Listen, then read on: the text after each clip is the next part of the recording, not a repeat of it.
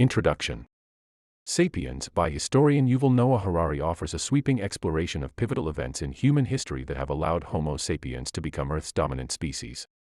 Blending history, anthropology, and biology, Harari analyzes key revolutions, social structures, and belief systems that have transformed human existence over the past 70,000 years. The book challenges long-held assumptions about human civilization while illuminating the trends and patterns that have progressed and propelled our species. Thought-provoking and insightful, Sapiens provides a big-picture view of humanity's origins and development. Part 1. Cognitive Revolution. In the first section, Harari delves deep into the evolutionary origins of Homo sapiens as a species and what cognitive breakthroughs propelled us to become the planet's apex predator. He posits it was the ability to create fictional myths, imagined realities, and shared beliefs that bound hundreds of thousands of strangers together into cooperating on scales never seen before in nature. For example, two hunter-gatherers who have never met can nevertheless identify as part of the same tribe through common myths, identities, and values. This allowed trust and collaboration between humans in much larger numbers than intimate tribal communities. Harari argues Northwest other animal comes close to creating fictional stories that motivate mass cooperation. He traces this back to the emergence of sophisticated language, which allowed humans to exchange rich information about experiences and the world at a much higher resolution than other primates' communication. Language development and burgeoning cognitive abilities triggered the so-called revolution about 70,000 years back, after which our species never looked back. Besides myths and cultures, the cognitive gifts also rapidly advanced stone tools and weapons, kickstarting migrations of Homo sapiens out of Africa using ingenuity, social bonds, and adaptation to spread swiftly across continents. Harari discusses heartwarming examples of ancient humans caring for disabled members of the tribe, as well as darker aspects like humans causing extinction of slow-breeding megafauna nearly everywhere they settled, including giant sloths in North America, moas in New Zealand, and more. The success of Homo sapiens all across planet Earth stands on the graveyard of animals that were no match for human cunning and ruthlessness. Our species' cognitive abilities made us the first to break through the limits restraining other organisms. Part 2. Agricultural Revolution. In this section, Harari dives into the radical reshaping of human societies brought about by the agricultural revolution around 12,000 years ago. As our ancestors in different parts of the world gradually mastered innovative practices of crop cultivation and rearing livestock instead of just hunting and gathering, it created storable food surpluses for the first time in history. This allowed permanent human settlements to arise and populations to skyrocket from around 5 million to over 250 million within just a few millennia compared to the glacial growth rates of hunter-gatherers. However, farming also brought unforeseen downsides like social inequality between emerging classes of average laborers and wealthy landowners able to accumulate the new agricultural capital. Lives of most ordinary individuals got more miserable with backbreaking work, malnutrition from reliance on few crops lacking nutrition, and epidemic infectious diseases jumping from domesticated animals to dangerously dense human settlements. Harari vividly contrasts the older hunter-gatherer mode of living, which was difficult and dangerous yet also egalitarian, leisurely, and community-oriented, kept in check by natural cycles of available food each season. The new agricultural order was much more labor-intensive, uncertain, hierarchical, and anxiety-provoking for most individuals due to variability of harvests, concentrated power around small elites, and conflict over land ownership. To organize the new masses of people beyond small tribes, the first proto-kingdoms and political hierarchies emerged around farming lands and trade routes, appropriating surplus food through taxation. Ruling classes also gained monopoly over external violence, birthing military aristocracies reliant on peasant work to fund armies and warfare capabilities. This brewed rising instability with periods of famine, unrest, and war. Part 3. Unification of Humankind.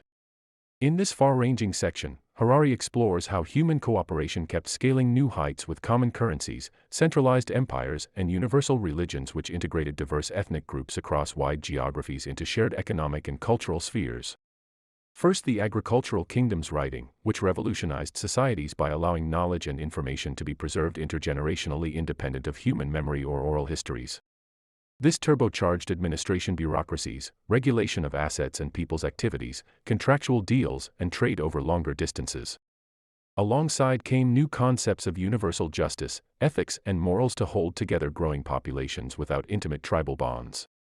Over the centuries, a few kingdoms grew into gigantic empires spanning Europe and Asia, forcibly spreading particular administrative models, taxation systems, currency regimes, trade languages, and military culture across diverse cultures, at the expense of pluralism and human creativity. Imperial elites saw such violence and cultural domination as necessary to foster political stability, economic integration, and resource extraction within their spheres of control. This birthed relative Pax Romana-style peace and infrastructural connectivity, alongside cultural disasters like loss of languages and ways of life. Finally, universal religions fused with empires' administrative capillaries and trade networks to create an unprecedented scale of cooperation by binding together diverse ethnic groups across Western or Eastern spheres. Subject peoples willingly accepted religious conversion due to moral duties, spiritual equality, and imagined realities around master narratives of divine sanction and salvation that transcended earthly rulers and tribal or ethnic barriers. Despite lacking intimate relations or kin bonds, adherents identified with grand projects of building model societies under one heavenly umbrella. Harari argues only universalist belief systems enabled strangers to so closely cooperate towards community goals on a continental scale.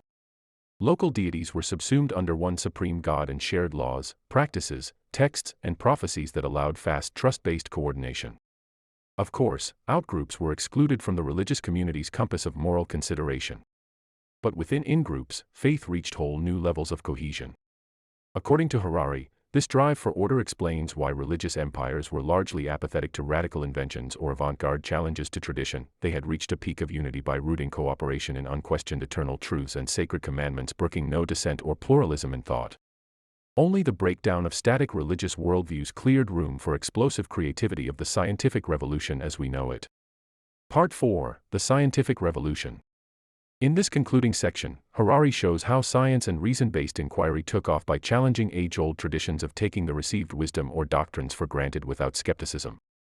Recognizing human ignorance and limitations around understanding the world's objective truths was key to systematically discovering new knowledge through hypothesis, experiment, and evidence. This quest for knowing the unknown, fueled by appropriation of global resources from European colonial empires overseas, birthed the scientific revolution and enlightenment. Vast profits harvested from slavery and violent imperial expansion flowed back to fund intellectual progress in the European metropole.